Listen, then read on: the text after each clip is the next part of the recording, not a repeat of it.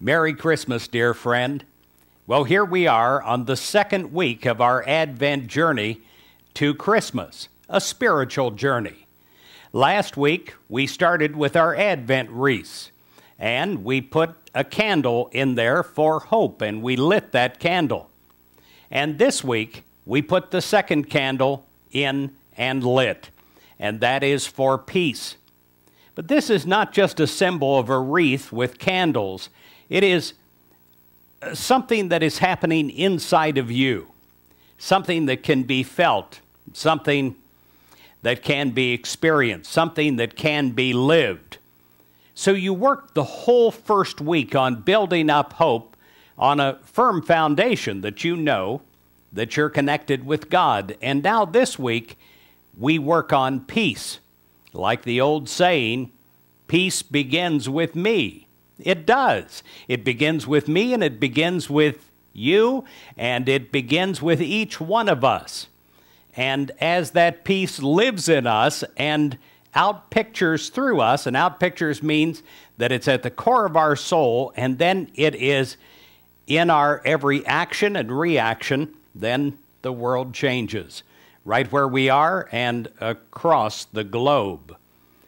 Peace is one of the greatest and finest and highest states of being. It is one in which it doesn't matter what happens to us. I have seen people that have been uptight and filled with anxiety and worry, and then the touch of God happens. They have a spiritual experience, and then it doesn't matter. Nothing has changed in the outer, but everything has changed in the inner. And they feel this profound sense of peace all the time. It is one of the greatest gifts of God to be developed and lived. Peace is foremost a state of mind, wherein a human is complete in themselves. Now, it is obtainable for each one of us. You may think that I'm only talking about monks and nuns that go away. No, I'm talking about you. I'm talking about how you can experience in a profound new way Christmas this year.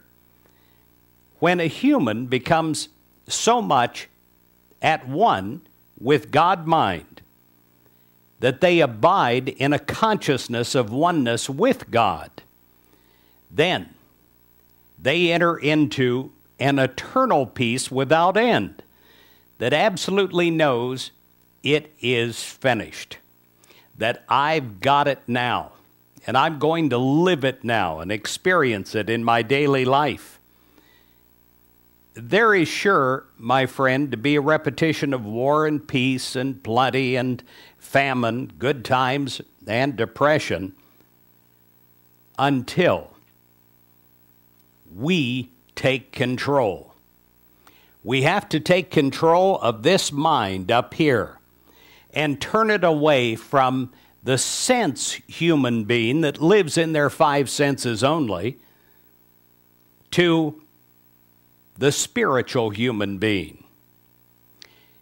Spiritual people know that when they study the mind and its many modes of action, they find when they refuse to let the old lower human thoughts of worry and anxiety and other distractions act out in their minds, they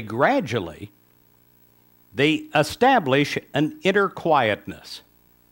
And it finally emerges and grows in them to this great peace. And this is the peace of God, which passes all understanding. And when this peace is obtained, the individual gets inspirations and revelations direct from infinite mind. Of course they do. There's nothing blocking them. We're our greatest enemy. We block ourselves from the good gifts of God when we relax spiritually and let God come in and through us. Then our whole life is blessed.